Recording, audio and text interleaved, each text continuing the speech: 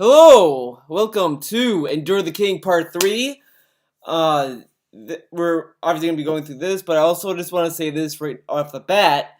I'm recording this slightly differently because I usually put the YouTube video on my second monitor, and that was mostly because my old headphones had terrible audio for me. Like, I couldn't hear half the shit that was going on. It was very quiet.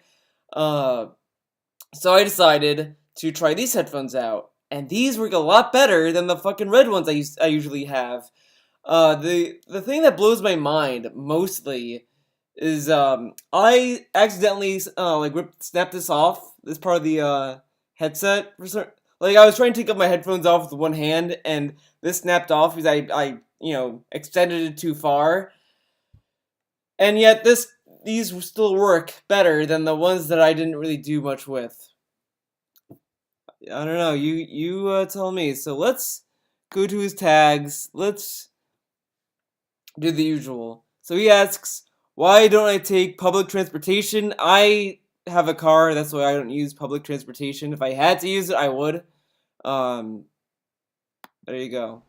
So the first question was, Phil, why don't you take public transportation like buses or trains in Washington? Is there a problem with them? I remember back when you wanted to get rid of your BMW and when you and Leanna were sharing the car, you didn't consider those options. Well, public transportation He's gonna say, "Oh, it's great, but it breaks down all the time here." That's what he's gonna say. is good in some ways and bad in others. It's good because it's not very expensive. You could easily, get around town for $1 or two sometimes.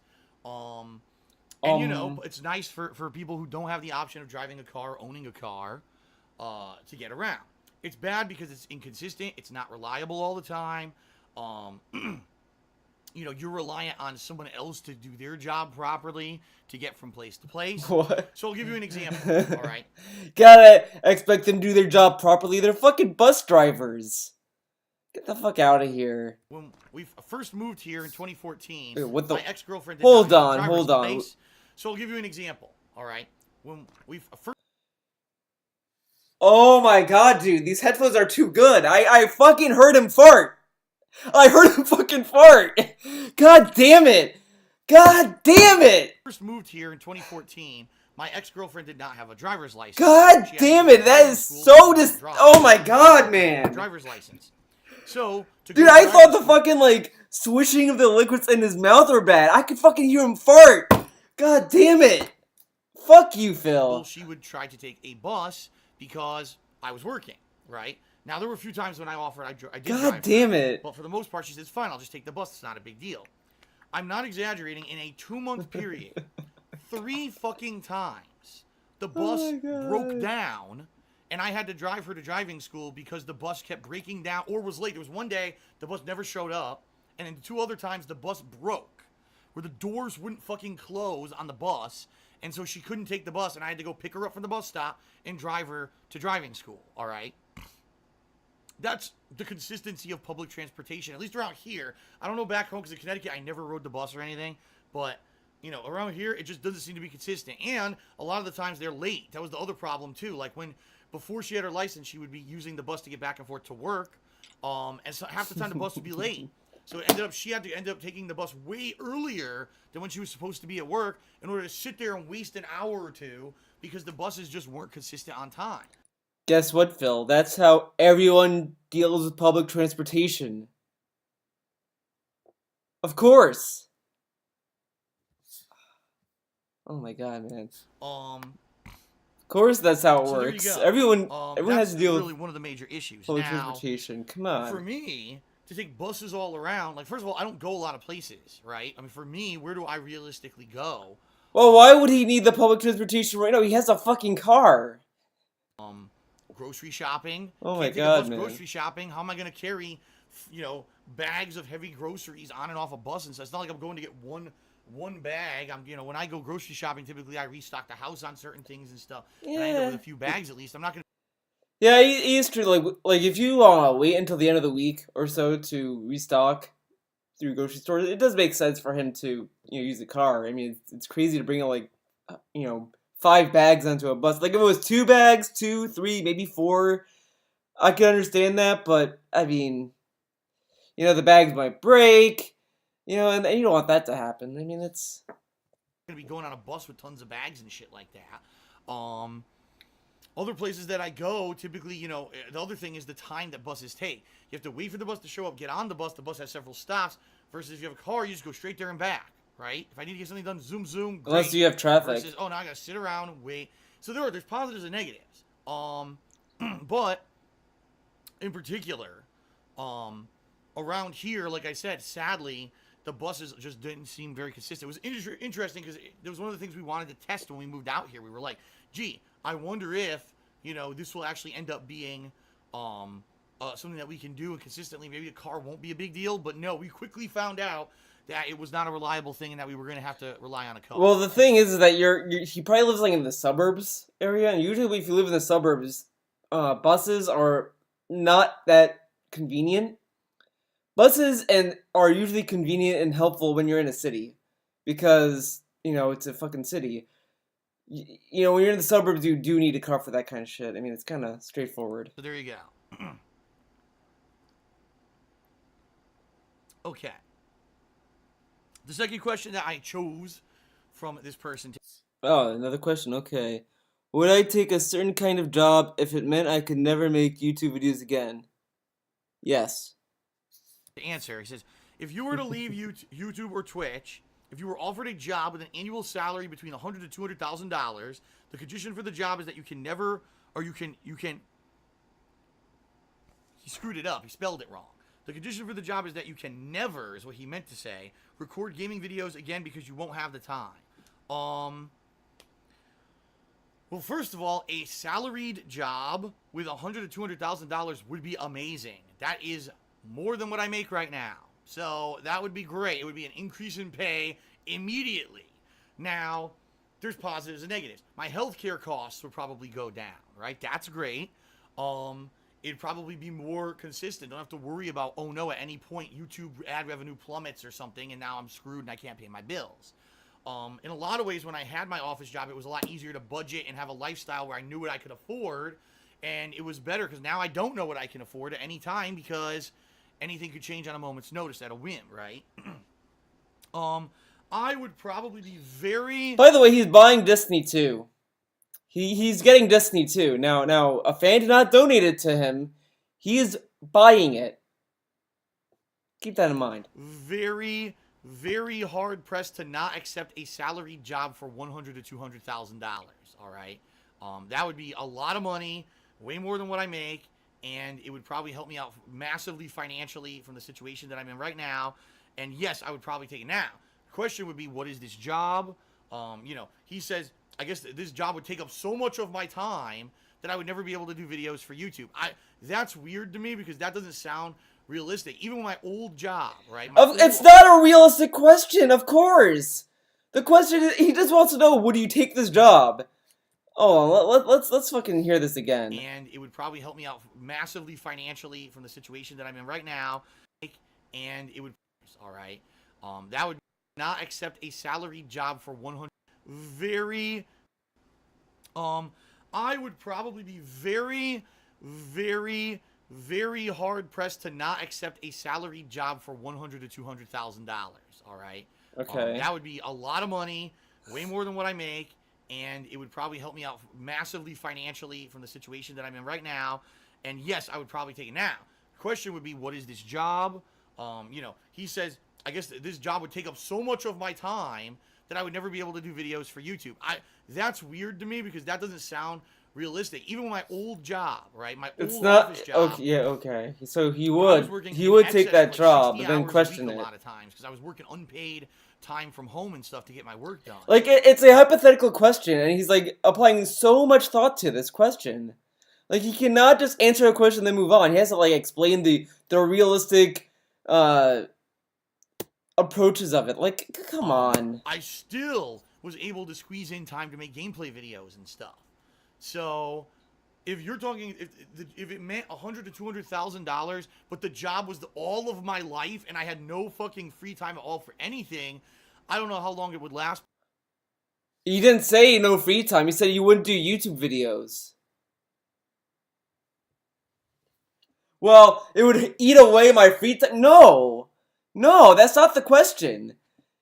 That makes no sense. Because it specifically says no YouTube videos. It didn't say, oh, you have no free time. That's different. Those are two different things. Wow, wait to, like... Before I would get burnt out and or What? fall apart. You know what I mean?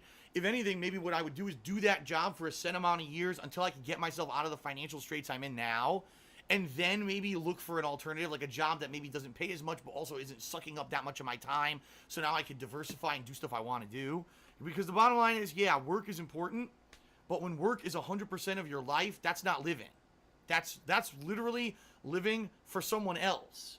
What I do now, I live for other people, of course, to share my experience with you. But for me too, I love doing this. I live for other people, of course, to share my experience. What I do now, I live for literally living for someone else. Living for someone else. What I do now, I live for other people, of course.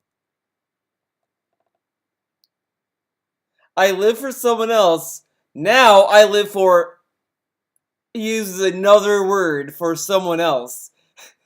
Of course, to share my experience with you. But for me too, I love doing this. I love answering your questions. I love playing games and sharing those experiences and interacting with you guys daily on the stream. That's fun to me, and I get to make a living doing it, which is freaking awesome. It's like a double... Are you making a living doing it, though? Are you? I don't know, man. I mean, according to you, according to your narrative, you're not, so... Success for me. Success. If I just had an office you cannot job pronounce success. I do it 24/7, that's it. What kind of a life is that, right? What kind of life is that, man? What kind of life is getting paid to do work?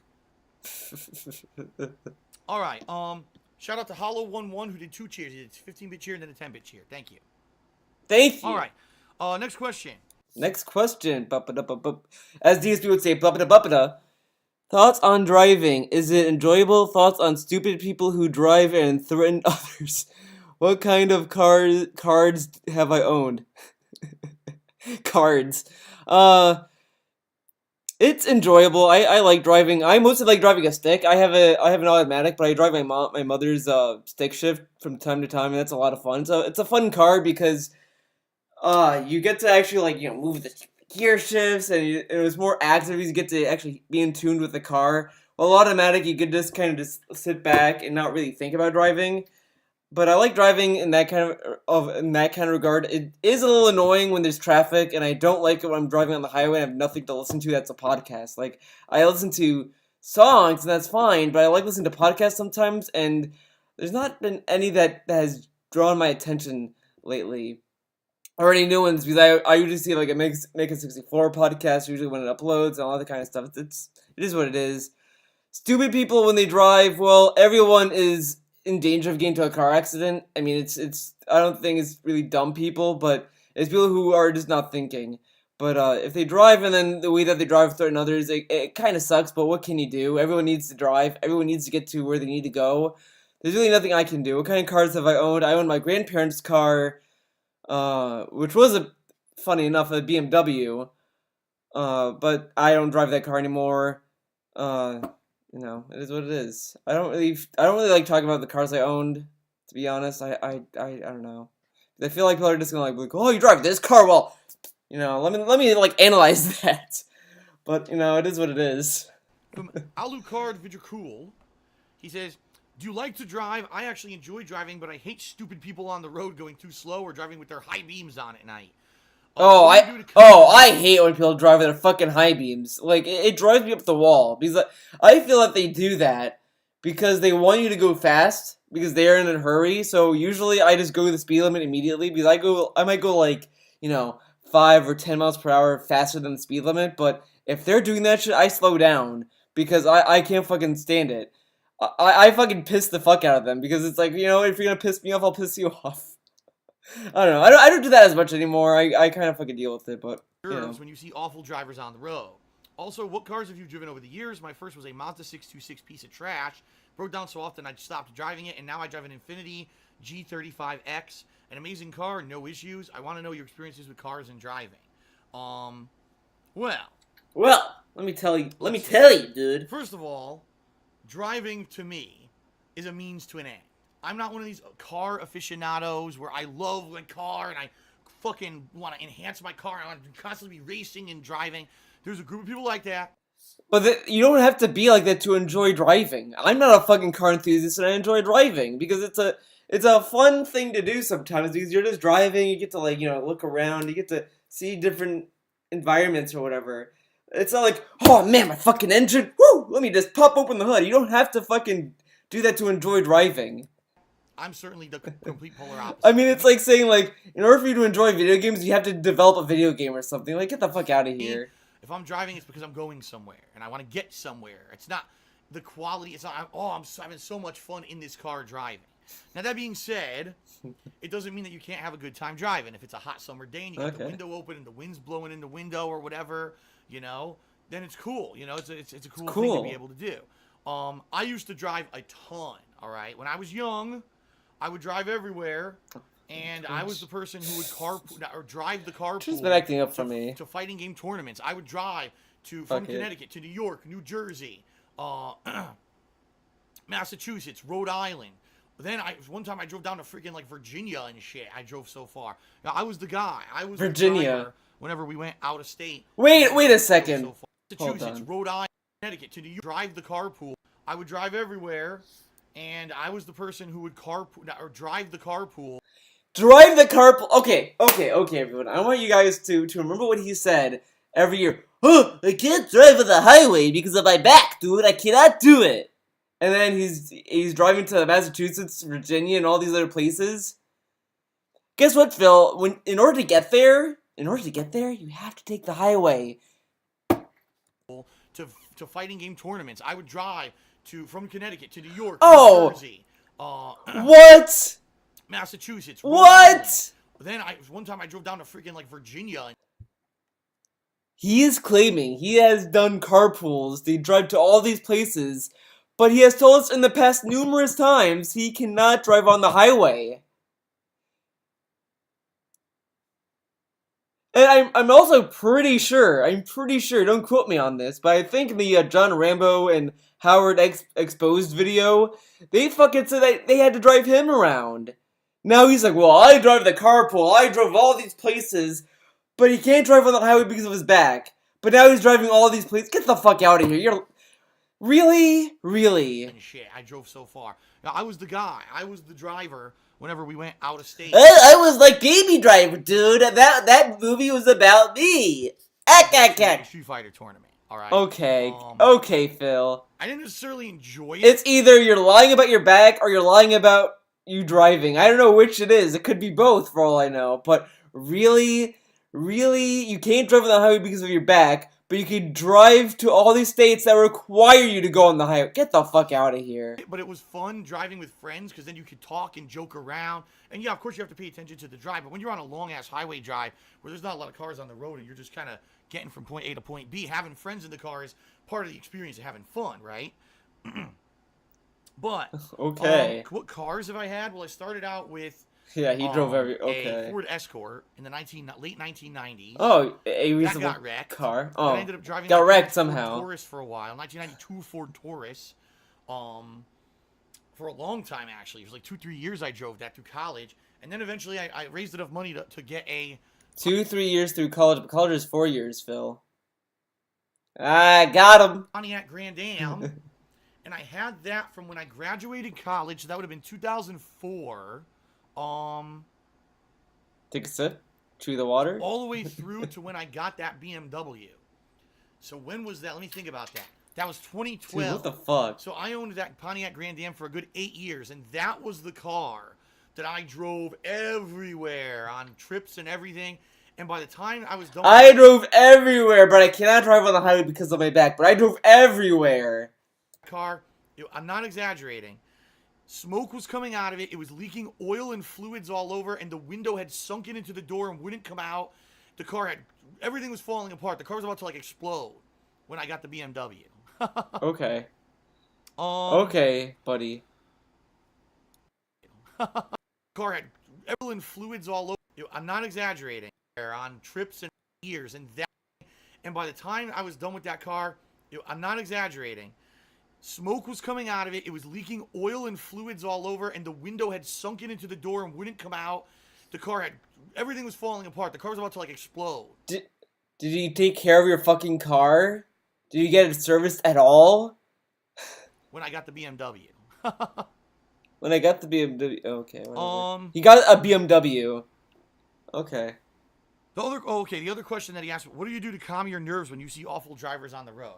I mean, there's not much that you can do, folks. There's actually not much that you can actually do about bad drivers on the road. You just can't. When they're going to be everywhere, right? Bad drivers are everywhere. They will be everywhere. There's nothing you can do about them. They're incredibly annoying. But basically what they are, they're people who think that they're more important than everyone else around them.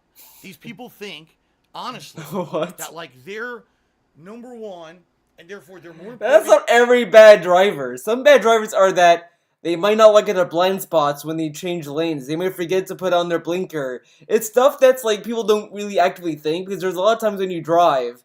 Like, and this is the thing I noticed, driving an automatic compared to a stick shift, is that it's very easy to fucking speed with an automatic.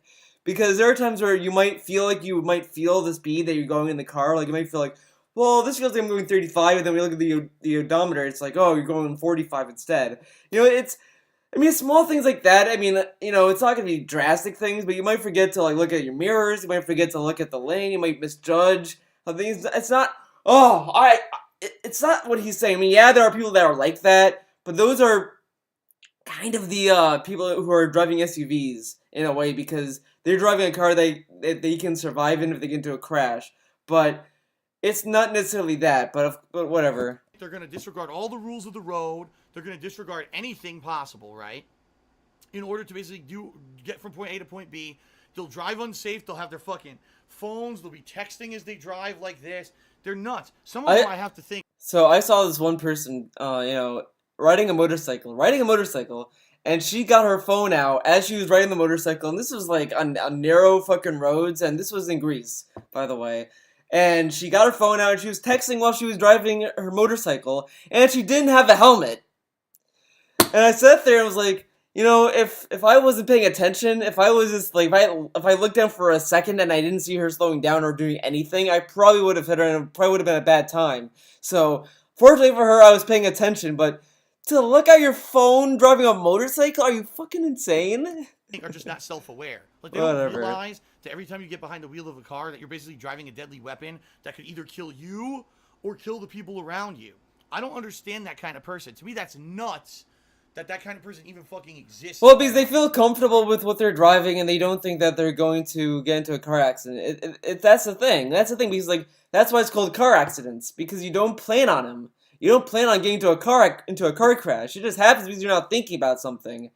It happens. A lot of people get honestly, it takes one car crash. It takes one car crash to be in for you to be like, holy shit, I got to, be mindful, and you're gonna be fucking as safe as fucking driver after that. That's all it takes, and you don't want to get to that point. You don't want to get to that point where you have to get into a car crash to understand you need to always be vigilant and careful when you're driving. Right, but they do. That kind of person does fucking exist. Absolutely, they're. It's crazy. It really is. It's crazy. That kind of person exists. It's crazy, man. What do you do to calm yourself? I mean, there's not much you can do to calm yourself. You just got to stay composed. You have to understand that when you're driving, it's part kind of getting from point A to point B, but it's also being defensive for yourself, being sure that all the assholes around you aren't just running you off the road or whatever. Okay? So, I know it sucks. It absolutely does suck. When you're driving and you got assholes around you that aren't being responsible and are basically just, I swear, how could you be self-aware if when you're driving, you're actively taking the risk of risking your life and everyone else's life around you, so you can fucking do the text on the phone while you're driving, The text on the phone. Eating fucking giant sandwiches. They're eating like a fucking Subway as they're driving with one hand like this. There's fucking lettuce and cheese and shit flying off the sandwich on them. Oh, yeah. Yeah, they're drinking a hot coffee, fucking spills all over them. They drive. Like, I don't understand these fucking people. For me, I'm not a clown, guys. I mean, yes, you could talk to your friends, you got music playing, but you gotta focus on what you're doing. And I hear you, man. I 100% hear you, because I've totally experienced exactly what you're saying. I don't understand these fucking people. They're nothing like me, that's for sure. I don't get it. I don't get it. Take a sip, chew the water. All right. Shout out, or not shout out. Next question is from Industrial Gamer. Okay, what's the question this time? Thoughts on getting a Discord server? Okay, tell you what, we'll listen to if it gets good, we'll listen to it. But if it's like the same shit, I don't want my IP address to be stolen, dude. Says Phil, why don't you have a Discord or Twitch server? I imagine someone like you would benefit from having one. You could offer a unique and valuable way to communicate with your friends, get admins on there to banish trolls. Very curious to hear your response. From what I don't understand, a Discord server is just voice chat. Is that correct? Like It's also text and now video. Skype or whatever, but it's like having your own server where people can get on and have conversations or whatever. No one's really ever convinced me of the benefits of doing this. Like, I'm not in desperate need to talk to people. You know what I mean? Like right now. Then why live stream your gameplay then? Why care about stream chat? Every time we talk about stream chat, it's like, oh, I get to talk to a lot of people and this and that. Discord server? Nah, I can't do it, dude. Now I can interact with all of you on the stream chat right now. Right? I can see all you talking. Some people are mad that the internet blipped out again. Okay, but what about when you're not streaming? Do you want to talk to your fans when you're not streaming? Get the fuck out of here. That, but it did. It blipped out again. For me, number one, if there's an IP risk, like if your IP could get out, I could never use Discord. That's number one. Number two, I don't understand what the value of it is. I really don't. What's the value of social interaction? I don't know, man. Has definitively convinced me and said, this is how great it could be if you had Discord. In fact, most people just said, just get it. But would I ever use it myself? Probably not. It would end up being other people using it. And you're right. What I would have to do, I have to get another mod staff to make sure there's no people doing malicious shit. Why not just carry over your Twitch staff then? You don't pay them anyway. See what I mean? I'm just one guy. I just want to play games, have fun. I'm not worried about all this crazy shit. If someone could explain to me how I could benefit from a Discord server and why I absolutely need one, I'd look into it. Not one person has done that yet. Okay. Let's see here. All right, next question is, as DSP would say, blah, blah, blah, blah, blah. Favorite memories of being part of the FGC. I'm not part of the FGC, so I can't say. Only a few questions left, and then we get to Twitter questions, and we got about, oh good, we still got about like 15 minutes, so I think we have enough time to cover everything. So I got another question from Tyranded Man. He's Isaac Graham, a former pro fighting game player. Actually, I say former, but I don't know if he still plays games or not. I have no idea. I'm totally out of the loop. He actually asked questions on the last Ask the King. He's back for this time to ask a couple more. His first question is, he says, what is your favorite or best memory about being in the fighting game community? You got to admit that we all used to talk trash to each other, but at the end of the day, we were all boys. You know, we were all friends. Like, we were all boys. Others in the Maryland, Virginia area, but whenever we always traveled out of town, no matter what happened, we would always rep Maryland, Virginia together. Oh, I did this 3K Patreon goal for Discord server. Right. Oh, fucking Mort. Yeah, I mean, what's my best or favorite memory about the fighting game community? Dude, Mort's a DSP fan. I don't care what Two he things. says. Number one, just hanging out with people. And I had various different fighting game friends. I had fighting game friends that were just from Connecticut. Then I had fighting game friends that were more like bigger picture East Coast. People from like Massachusetts, Rhode Island, New York, that were all my friends, New Jersey. And he's right. When we would go to regional tournaments, we would all be like, even though we were like local rivals. Okay, he fucking answered this question before. It was last Ask the King's question. Where he was like, he said to this guy that you can't eat this is winter's breakfast, dude. Oh, we're just kidding, dude. He can eat with us. Just don't touch my food, okay? So yeah, that's a favorite region of people. Oh my god, are you fucking kidding me? 2 of the same fucking questions? You have the same fucking questions. We're just gonna skip to this. The second question is, he says, what was your favorite region of people to game with? I know that you were hanging out with the Northeast Fighting Game crew, being in Connecticut and all. Any fond stories? Well, the thing is, folks, all right. What? Connecticut and all. Any fond stories? Any fond stories? The thing is, folks, all right. The thing is, and this is the God's honest truth. There's good people everywhere and there's bad people everywhere. I met the nicest fucking possible people who just wanted to chill and hang and share gameplay strategies and stuff like that and just have a good time. And I met the biggest fucking conceited, egotistical douchebag fucks who thought that because they were good at Street Fighter, that they were like better people than they walked around like celebrities and shit. And keep Yeah, it says the guy that brags about being 4th place at EVO. You know, go to his Ultra Street Fighter 2 stream, and he will tell you how much he's a pro at Street Fighter. He's like, ugh, I know this would not work in the real Super Turbo. Oh my god, dude, I know Super Turbo. I'm a fucking pro player. You think that I can learn more in Ultra Street Fighter 2? Get that ass banned, dude. Come on, I'm a pro player. I know how to play the game. Oh, yeah, okay. You don't act like that. Okay, Phil. in mind, before YouTube. So it wasn't even like they were popular on YouTube and thousands of people knew who they were. They were just hot shit in the Street Fighter community, and they were the cock of the walk, right?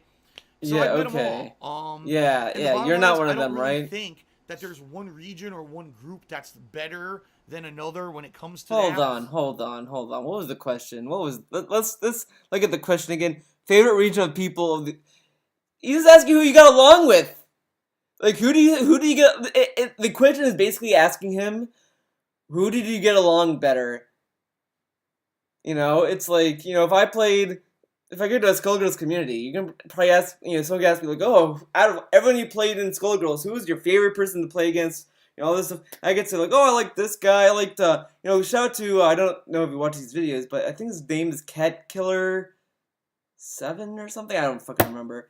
But this was a guy that I used to body all the time in Skullgirls. And they were good matches. It wasn't like I was getting perfects on him. It was like a good back and forth, but I was like landing combos on him. And then one day I was like, you know, I'll play against this guy, see what happens. And now he bodies me. Now the tables have turned. Now, like, he's like getting me into combo strings and this and that, and that's what I like that I was able to play against a guy that learned the game and was able to surpass me. So now I get to learn the game. I mean, that's the thing about Skullgirls, that it's very easy to learn, and it's kind of fun to learn these combo traps that you can kind of get in that game. It's all about timing. That game really relies on your timing so much. If you miss one timing and you drop your fucking combo, oh my god, man, you got just pray for yourself at that point, man. They're the same, you know, East Coast, West Coast. The funny thing is, a lot of people would think that I would say that I hated the West Coast because I was East Coast, and the West Coast always talked shit about me and always hated my guts. Not true. Over the years, there were people from the West Coast who I met, who were very... Jason Cole was always the chillest fucking dude. Like, he didn't care where the fuck you were from or not. He wanted to be everyone's friend, and he was cool with everyone. And yeah, when you played at a high competitive level, yes, he was always super serious about it, but he wasn't a fucking dickhead like some of these fucking people were. You know, some of these people who just wanted to talk shit about me over the years and discredit me just for the sake of doing it because they think that it makes them look better or whatever. Yeah, okay. No, he was so cool about it. That's why they did it, okay. Oh god. God. Now I'm having a brain fart. Oh my god, I can't believe I'm having a brain fart because I just had their names. There's a group of brothers who play Super Turbo. They're both super cool. Oh, the Wolf Brothers. Finally, thank God. The Wolf Brothers. The Wolf Brothers. Really super chill dudes. Hung out with them over the course of a year or two, you know, at national tournaments and stuff. That was the year that I went to, San Diego Comic-Con. And I was, you know, hanging out with them a lot. And then that year at EVO Nationals, I hung out with them. The Wolf Brothers are super cool. And there's a few other people, and I know there's going to be people disappointed I'm not calling out their names or whatever, because there's large groups of people who are just super cool. You know, it's funny, because Vizant, who over the years I've had rivalries with and shit, honestly, one of the most cool people in the fighting game community. Like, he really is, like, a super chill guy. He just wants to hang out and have fun. And like me, he gets really pissed when people will start talking shit and making drama about shit when they shouldn't. Okay. But, you know, it's funny because people think that... Where are his drama videos? He was one of the coolest dudes, seriously. Coolest dudes. I'm trying to think if there's anyone else, but those are West Coast people who who I'm cool with. So that's what I mean. There's people everywhere who I was always cool with. Because when you get to know me as a person rather than listening to the bullshit, it's funny because the same thing as YouTube right now. So many people think I'm a horrible person because of the shit on YouTube. But if you met me in person or you actually watched the fucking stuff that I put out instead of the negative, slanderous, you know, montage videos, you'd realize that I'm not the person that they portray me to be. Okay, look, I hate when he says this shit because it's like, I don't think he's a terrible human being. I don't think DSP is like the scum of the earth or anything. I just think he's this lazy con man who just doesn't tell the truth to his fans. that doesn't mean that he's not a terrible person in his private life. I just think that he's just the kind of guy that is unintentionally or unaware that he is selfish. Like, it's the kind of shit that you would expect a teenager or like a very young person to kind of do that's not been disciplined very well. And I don't think, I don't know if it was, how he was raised, but I just don't think that he is very aware of how he acts and the things he says. Because if you look at how he talks, he just doesn't seem like the kind of guy that knows what the fuck he's saying. Like, he doesn't know the stuff that he says, how it can be portrayed and how it can be taken. Because, like, look at the Pokemon Moon incident where he said, like, oh, my fans are lazy, this is terrible, this and that, the whole thing. He apologized for how people took it, but he did not think for himself, like, I did overreact, and, maybe, I could see why people take it the wrong way. Sorry you took it this way. I know I'm sorry. I should have been more thoughtful for what I said. This kind of stuff. Like, instead he kind of gave a half apology for it, and he just doesn't get that the things he says can turn people off. And you can kind of see that with how he handles shit. When, like recently, his Patreon event, instead of just addressing it and saying, like, instead of being honest about it, being like, instead of saying, like, look, I initially wanted to have the Holy Marathon regardless, but I saw that the Patreon goal was that Patreon was declining, and I thought that maybe it was because of the marathon, so I decided to add it back into the Patreon goal so that so it can motivate people to donate. And I know that might come off one or the other, but it's just at the end of the day, I do want people to donate to my Patreon, and the way that I had it set up was not very beneficial for my Patreon that I want people to donate to. And yeah, people are gonna get upset and annoyed with that, but at the same time, people can still give you credit, saying like, hey, at least he's being honest with that. But instead, he just shits on people for just spreading around what he said. And then it's just weird how he fucking does this shit, and he does not see himself as that. He doesn't see himself that maybe he should really be careful with what he says. Like, also Destiny 2, he shat on Destiny 2 so hard. Oh, I'm not gonna buy this fucking game. The only way I'll play Destiny 2 is someone donates it. That's where Destiny 2 is. And now he is buying Destiny 2. He's buying it. A fan did not donate it to him. He's buying it. And that's exactly what happened in Street Fighter. Everyone wanted to talk shit about me and discredit me, but then when you met me in person, you found out, number one, I was actually good at the games, because you saw me in person whooping ass, and number two, that I was a cool guy. Okay. So no, there's not one region or one group of people that I think I liked better than another. I met people from all walks of life, all places, that were always super chill, and that was some of the cool parts about me being in the competitive Street Fighter community. Okay. Next question is from I Am the Danger. I am the danger. I wonder if he gets the reference. Would I rather consoles play games? Oh my god, dude. Phil, you gotta read what you type, man. Would I rather consoles play games? It should be, would I rather have consoles play games at 4K 30 frames or 1080p 60 frames? Get a PC. Consoles should just do 1080p 60 frames until they can do 4K 60 frames, to be honest. So, there you go. And he says, my question is, would you rather play consoles that play games at 4K resolution at 30 frames per second, or every game at 1080p and 60 frames per second? Would you buy the new consoles if every game ran at 1080p and 60 frames per second?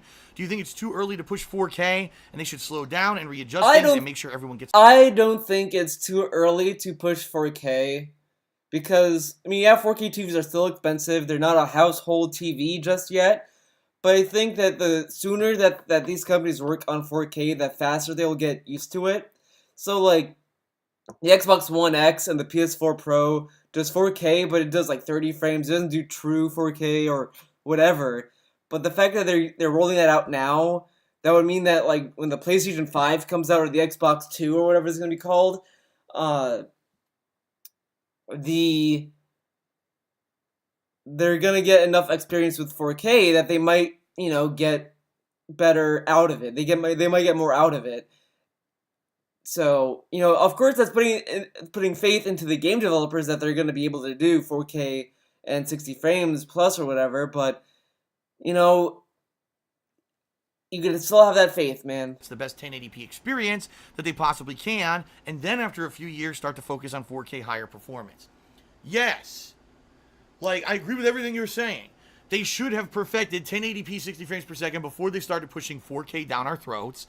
Then, as I said earlier in this episode, if game developers can't consistently perform at 1080p and 60 frames now, what makes you think that if you buy the Xbox One X or the PS4 Pro, that they're going to put out a 4K experience that's what you're looking for?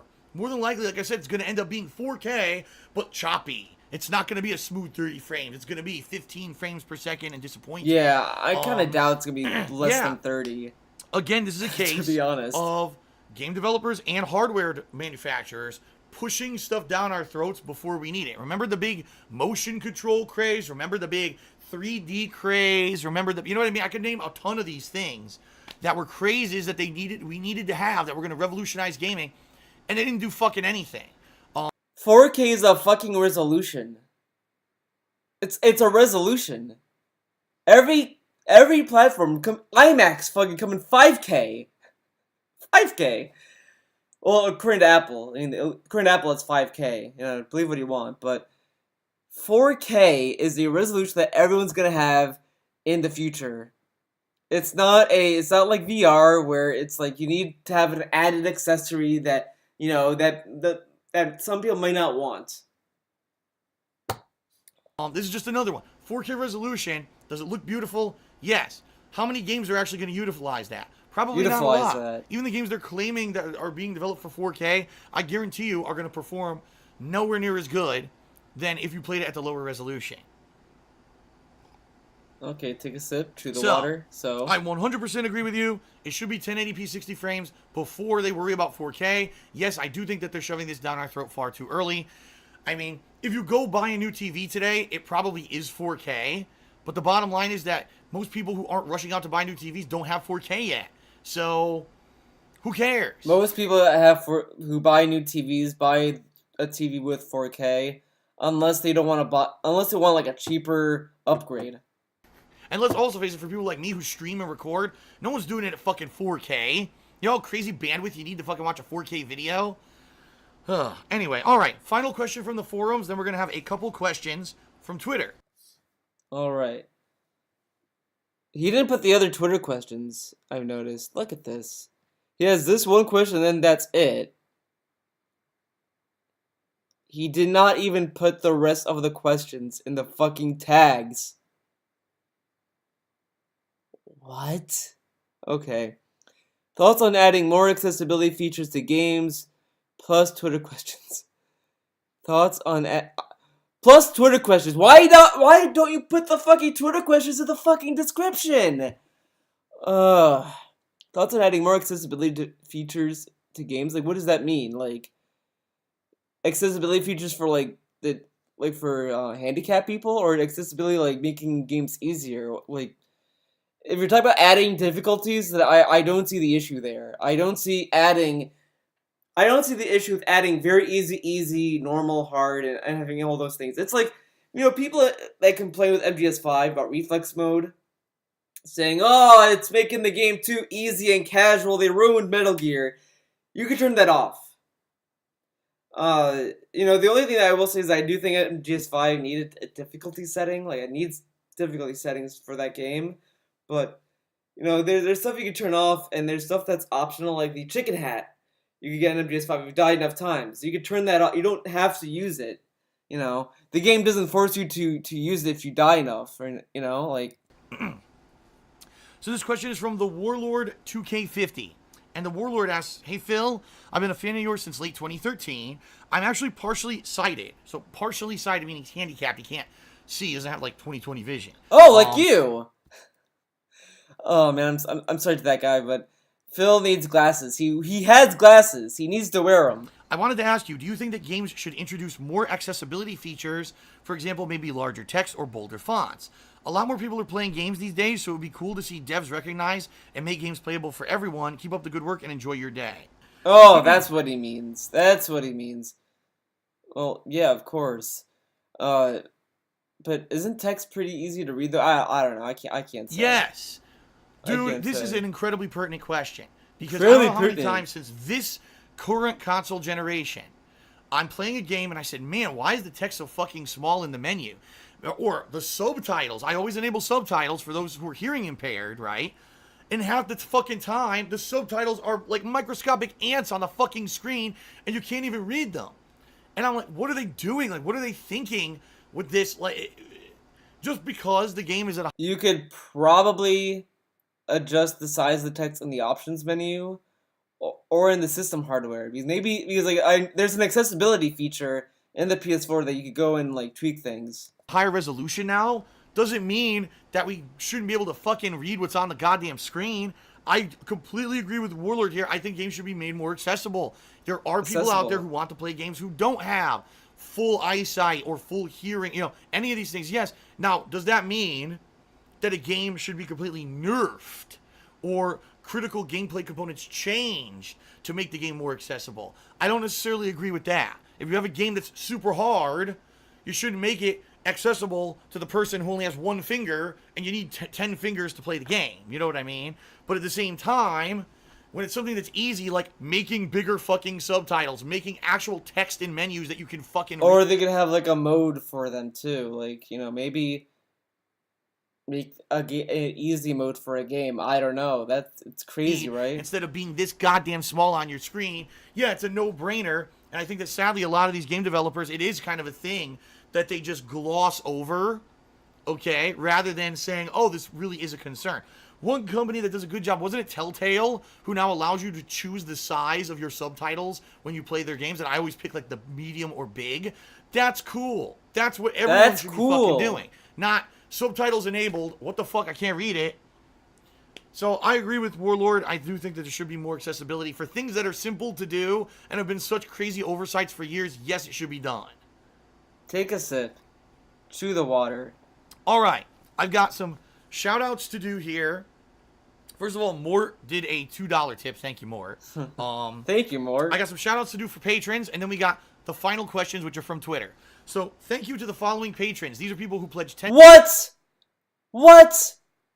He used to do the Patreon shoutouts, like at the beginning of part 2 or whatever, and you could be able to skip it. Now I can't skip it? Are you fucking kidding me? Get the fuck out of here. Get that ass $10 or banned. more to my Patreon over the past 2 months.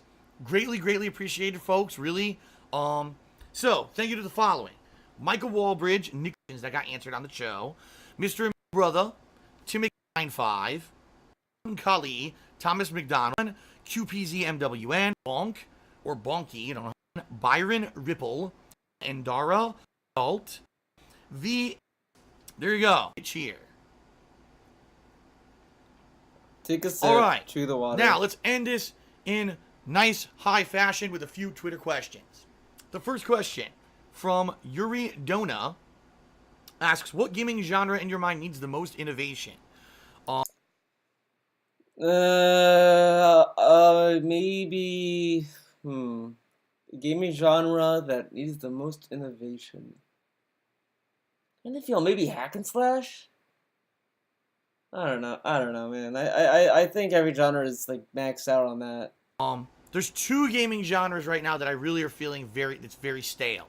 Fighting The games. first would be first-person shooters. Oh, okay. Because you saw what happened. First-person shooters all wanted to be the same. So they all became double jumping, wall running, crazy, aerial parkour stunts, summon and kill streaks. They all were the same. There was this era when we had variety in our first-person shooters. Remember when there were games? Yeah, variety. When we had a lot of World War II shooters, yeah, a lot of variety then, right? Bulletstorm games. What was the other one with the Bulletstorm. time manipulation mechanic where you could go through time? Time Shift, dude, that game was fucking lame. Dude, I played Time Shift. I stopped playing that game like the day I played it. Get the fuck out of here. There was an era last console generation for a good year or two when there was a wide variety of different kinds of first-person shooters that were a lot of fun. Then they all kind of went away and it all became the same watered-down bullshit. We need innovation again because now you take a look and now it's like, oh, so now they decided that the modernized stuff was too overdone. So now we're all going to do World War II or World War I old school combat now. So they're, again, even though, oh, we're going to change it, we're all changing to the same thing and now they're all the same again. So this guy fucking jerks off to Call of Duty World War II every time he plays it. I was watching a little bit of the pre-stream today, today's Saturday, when he's doing the Call of Duty World of War 2 beta, whatever. And he's like, oh, wow, dude, it's so great to have a throwback, dude. Wow, what a great game. Now, okay. Yeah, pretty stupid. We need innovation in first-person shooters, all right? And we don't have it right now. Excuse me. The other thing we need innovation with is these third-person cooperative games. There's too many of them. Games like, what is it? Ghost Recon Wildlands. Too many of them. Has a hard time coming up with one. Okay, that's one. What was the one? The Division. 2. Any of these games that basically... Two games. There's first-person shooters that I think are sale. Call of Duty, Battlefield, Destiny, Star Wars Battlefront, Titanfall. 5 games already I could list off that I feel that it's kind of stagnant and just bland. Mirror's Edge is the only first-person game that seems interesting, but I don't know if I would consider it a shooter. He lists only 2 third-person shooters. Entirety of the game is to grind with your friends. They just need something better. And I understand that there's people who like doing this together, right? They like, I play with my friends and we have a lot of fun because we sit there for 8 hours killing repetitive enemies and fighting giant bosses that take an hour to kill. I get that there's a social aspect of it, but this isn't innovation in gaming. In fact, in a lot of ways, it's not even real gaming. What it is you're hanging out with your friends and you have a diversion. It's not real gaming because you're hanging out with your friends. I'm sorry, Phil, but that's what gaming was at its core. You hang out with your friends and play a video game. There was a lot of times back when I was a kid when I had the N64, I would hang out with my friends. We would come home, play Mario Party, play Conker's Bad Fur Days multiplayer section, Banjo-Tooie's multiplayer, Super Smash Brothers. Dude, we had, good times. So you're telling me that gaming isn't about having good times with your friends and hanging out? What the fuck are you talking about? What? You might as well be playing a game of Risk in person or shooting hoops. It's all the same. It really wasn't the quality of what you were doing. It was that you were hanging out with your friends. And these games are now permeating the game atmosphere to the point where you get these casualized games. But that's been in gaming since the fucking NES. You even played a game that's like that. It's called Street Fighter. Get the fuck out of here. You're full of shit. Grinding like content. He just doesn't like it because he has no friends. Are these quality games that are innovating anything? No. These are boring, repetitive, similar experiences that, you move from one to another. Oh, I played The Division for a year. Oh, well, now Ghost Recon Wildlands came out, so now stop playing The Division, move on to the next one, play that one for a year with my friends, right? But that's the same thing with Gears of War. Gears of War is a fucking game you hang out with your friends and do co-op and shoot things, but that's a great game, right, Phil? Get the fuck out of here. You're full of shit. Saying that, Destiny 2 is about to come out. A lot of people are telling me he's gonna buy this it. Game's so different. He's buying it. He's fucking buying it. Destiny 1, I gotta check it out, whatever. Fine, and maybe it is, and maybe they did dramatically improve. But, Destiny 1 was really an underwhelming piece of garbage until they apparently did so many expansions and patches. That game made a shit ton of money, and it's a bad game. And because of that, now you've got other bad games trying to set precedent, and it's not a good idea. It's not. You got bad games that are becoming multi-million-dollar blockbusters, and you play them, and you're like, what the fuck is so good about this game that it's made so much money?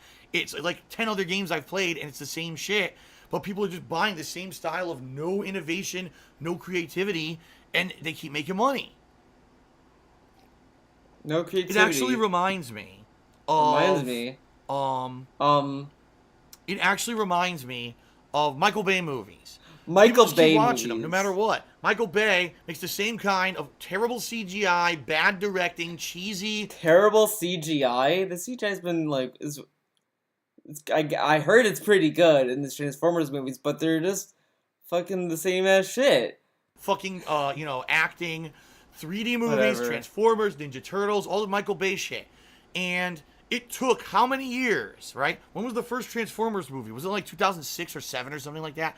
Until this year, Michael Bay movies were giant blockbuster hits. It was only this year when finally I take it back, last year, because it was Ninja Turtles Out of Their Shells, and then this year, his fucking Last Night or whatever Transformers movie, both didn't do well. It took 10 fucking years for people to realize these movies sucked. I could tell you that the first day they came out that they were terrible, but they kept going and seeing them. Give their money. Yeah, because they like seeing trash sometimes. Like a lot of people go see trash, Phil. It's it's like the same reason why some people even donate to him, because they like seeing trash. They like seeing a train wreck continue. So that's why some people donate to him. And you can disagree with that all you want. It is what it is. It's their money.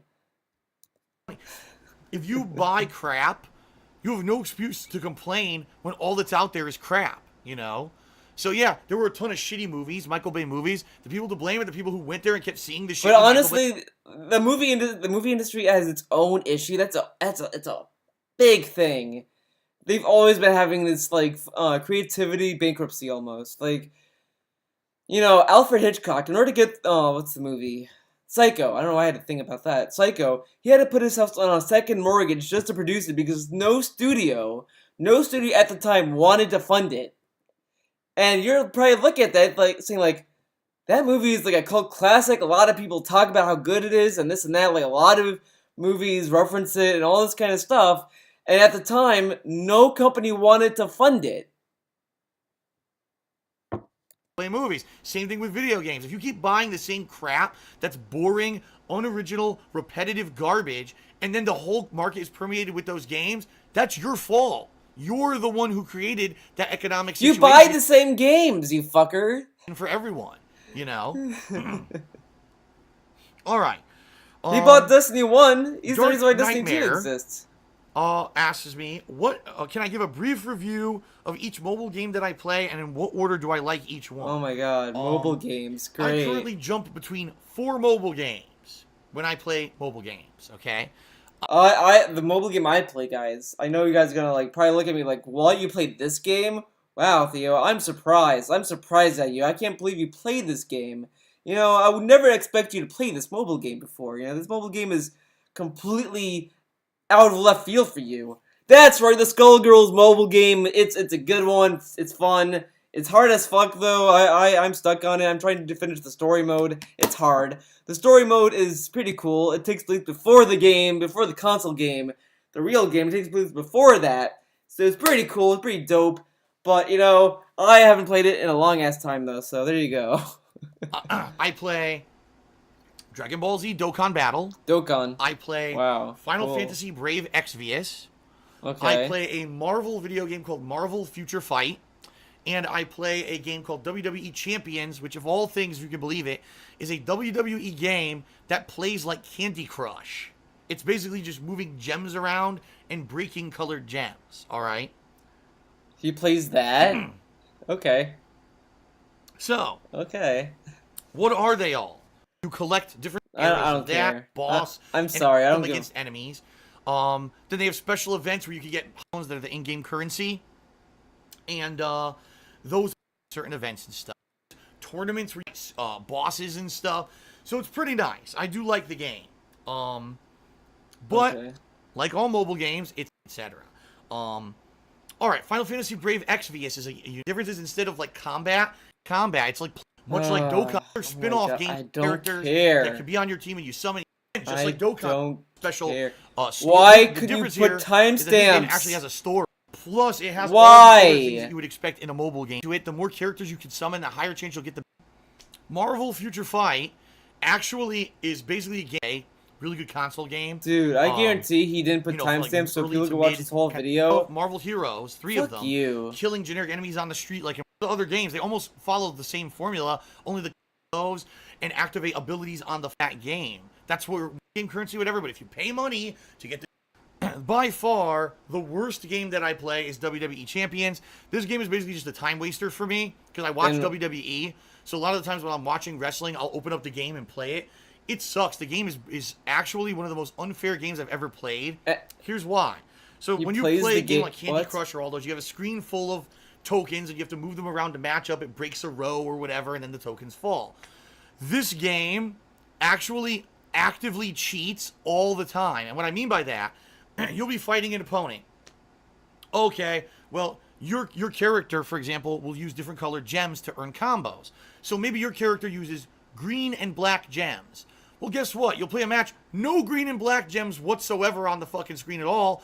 Oh, but the computer opponent you're facing uses red and yellow, and the whole fucking screen is red and yellow. So they get all these combos and shit, and you get nothing because the game fucked you. In addition to that, all right, it actively cheats with what gems are above that you can't see that fall when you break stuff, because a lot of the time you'll break a row and just, gems will fall, whatever. Then the computer will break a row. Oh, look, conveniently all these gems up top are the colors they need to get a multi-combo. And I'm not kidding. You'll be like, full health bar, again, combo. And this happens all the time. It's horrendously broken. Who fucking this game cares? is actually one of the only for your opponents and not. So if you wanted me to rank the game, like one better at different times, on the other game I'll play the hell out. It doesn't have grinding at the same. But I do like the game. If there's nothing going on in the other games, or a lot of the times, okay, whoever asked this question, that's fuck like off. the afterthought. I barely, that's the game I like the least out of anything that I play mobile. All right. Fuck you, whoever asked that question.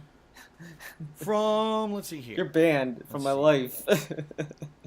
Oh, from Bleary Line 7, he says, "How is your new car doing? It's been a little while and I hadn't heard much about it." Oh my god. I really haven't shared much about my new car because cares? it seems like whenever I share this personal shit, people find ways to turn it against me or whatever. And, so many people were giving me shit. You have a BMW, but you keep saying that you have no money, even though they don't understand how a fucking lease works. And I was stuck with this car for the longest time. I didn't want it. Then why did you get it? And you said it costs a lot of money. You said the lease costs a lot of fucking money. Oh my god, dude. What the fuck? Oh, I can't go into specifics. People use it against me, dude. Get the fuck out. You bought a Ford. Or a Toyota. I don't know what fucking car you bought. I think it was a Toyota, actually. But fuck it. He buys a BMW with an expensive lease. And then it's like, well, since it was a lease, it's not expensive? What? No lie. Basically cost half as much as the BMW. Okay. No shit. A BMW's a fucking rich people's car. Get the what? It's pretty much almost identical to the BMW. The one thing I would say is it doesn't have as much horsepower. That's for sure. It doesn't have the pickup power, and the brakes aren't as good. Where it doesn't stop on a dime. All right. But outside of not having as much horsepower and not stopping on a dime, I actually like this car better than my BMW. The looks of this car, I actually like the look of the car better. Okay, the colors and everything that I got for it, better. Interior looks better to me too. I think it's a much better looking car. It has features that the BMW didn't have. It actually has. Well, a newer car has features that an old car doesn't have. Wow, that is surprising. So you're gonna tell me that my 2007 car doesn't have the same features as a 2013 car? The backup cam. So when I'm backing out, I can see behind me. I don't have to go like this trying to see through the window. No. Oh, yeah. He's one of those people. Like, okay, yeah, the backup camera is nice. It's nice, but at the same time, you kind of want to use your own fucking eyes when you're backing up because, you don't know what the camera is feeding. You don't know, it probably has a good view of what's behind you, but you don't know how close it is to the car. You don't really get a good judgment. You never rely on a camera. Rely on your eyesight.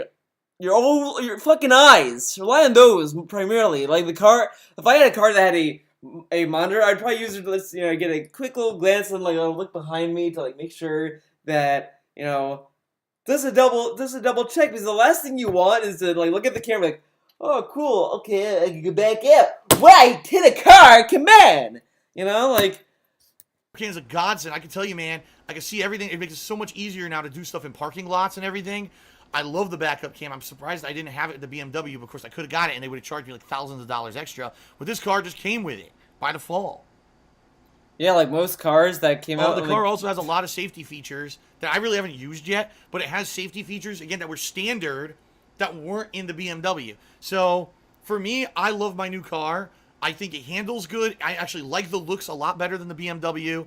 It's a lot cheaper, which is good because what I needed to do was reduced my payments by half. So that's pretty damn good. Okay, cool. Payments, man. So there you go. My car is great. I love it. I got what I got. There you go. That redundancy, man. Two more quick questions. Solid Nemesis asks, what's my favorite Disney film and why? I've said this a million times. I'll say it again. It's The Lion King.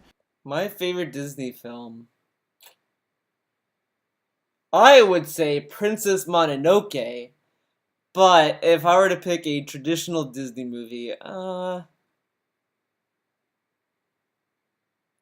man. Black Cauldron was pretty cool. I think that was like a pretty dark movie. I liked Sword in the Stone. But I can't think of any that stood out to me. I can't say to be honest. I don't know. I loved it. The reason was, Lion King doesn't follow that typical formula that a lot of Disney movies do. What? You know what I mean? There's no Disney princess. There's no typical happy ending. Did he watch? Did he watch fucking Lion King? There was a Disney princess. Her name is Nala or Nyala or whatever. I don't fucking know her. I can't remember how to pronounce her name. And then there was a prince. No, not Timon. Timon was the meerkat thing. Simba. Oh my god, man. I don't know. I thought I was gonna say Simone, but I was like, no, that's Gurren Lagann. But and there's no happy ending. It did have a happy ending. Simba and his like fucking girlfriend beat his fucking uncle. They won. That was a happy ending. Are you what? I have trouble remembering their names, and I remember that they had a happy ending because they fucking defeat Scar. They defeat Scar, and he's like, "Oh, it did have a happy ending. It did have a happy ending. You fucking fuck." It's a lot different than that. What? And I like that. A I lot like the fact that different. it's more mature Okay. adult shit. You know, Simba's dad dies during the movie, and he has to Adult shit. Okay. deal with that.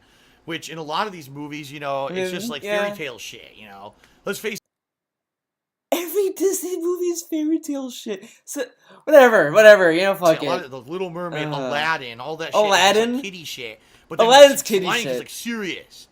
For me, like Lion King is the movie that treats you like an adult versus, like for example, watching cartoons. Batman the Animated Series is a great, serious, grim cartoon about Batman versus, you know, little stupid kitty shit cartoon. That's why I liked The Lion King. It seemed like it had more adult topics and it had more content that was more mature and really actually watching Lion King you can learn stuff, morality choices and things about life, while a lot of the other stuff that Disney puts out is just fucking fluff. Oh my god, man. I mean, like, even their like most recent films, like, I think Moana's pretty good. I mean, I think Moana has a lot of issues. I do have a lot of issues with that movie, but I enjoyed it a lot more than Frozen. I saw Frozen on an airplane, and I don't regret it because I didn't have to pay for that fucking movie. That movie sucked. I hated Frozen. I thought it was a terrible movie. Moana, on the other hand, it had issues, but at least it had likable characters. I liked the characters in it. I like Moana. She was a cool character, but she kind of gets outshined by Maui. He was a pretty cool character. It had good characters in it. Whatever. Okay, last question from Iconic Christian. He says, are you going to redo games that you've played on your channel since you now have a better setup? What he's saying is, am I ever going to kind of go back and replay games I've already played on my channel? Because now I do direct capture, I have a better audio quality. Listen. That is actually what Patron's Choice is kind of all about. Patron's Choice? What about Redemption? Redemption runs were not Patron's Choice. That was not a Patreon event. The Redemption run was something you decided to do. What? Okay. People who pledge to my Patreon, when I do a Patron's Choice event, that's your opportunity to say, man, there was a game Phil played way back in the day. The quality was shit. Now things are way different. I'd like to see him replay that game or maybe play the remastered version of the game that came out since then. Oh, so Red Dead Redemption was a Patreon event, guys. I did not know that. That's surprising. That's your opportunity, all right? I'm not going to just drop everything and not play a new release or whatever in order to cover an old game like that. You know what I mean? For example, this summer was nothing going on. That was the perfect opportunity to go back and revisit a game like Red Dead Redemption, right? That was because original Red Dead Redemption playthrough looked like shit. It's on a channel I don't even have control of anymore. So redo it, make a nice, clean, good-looking, entertaining playthrough for everyone. That's a good opportunity to do it, right? What about the Redemption run they did in January? What about that? So that was in Patreon. There you have it, folks. I'd like to say thank you to everyone who submitted questions, whether you were a patron and you got your question answered, whether you posted on the forums or on Twitter. Thank you for all your questions. If you want to get your question answered for sure on the next show. Wow, the Twitter questions got the shaft, man. They got like nothing. Every other question, even the forum questions, got like a whole like theatrical thing, but you know the Twitter questions get like nothing. Okay, cool. All right, everyone, we did it. We finished at Endure the King for this month. I would like to thank everyone. I will do a video. I have a few videos in plan. I want to talk about the Patreon shit that's going on. That might be fun. Maybe I might do that. I don't know. I do want to do a video. I definitely want to do a video on Kyo Gaming and that shit. I do want to do that. That is a must. I might do that soon. Well, everyone, thank you for watching. Hope you guys have a good one. I am streaming on Twitch, by the way. Trying to be crap is my Twitch handle. It's a dope one. I like that. I like streaming there. It's a lot of fun. It makes me happy. So I hope to see you guys there when I stream there. And I hope you guys have a nice week and a nice day and so on. Later.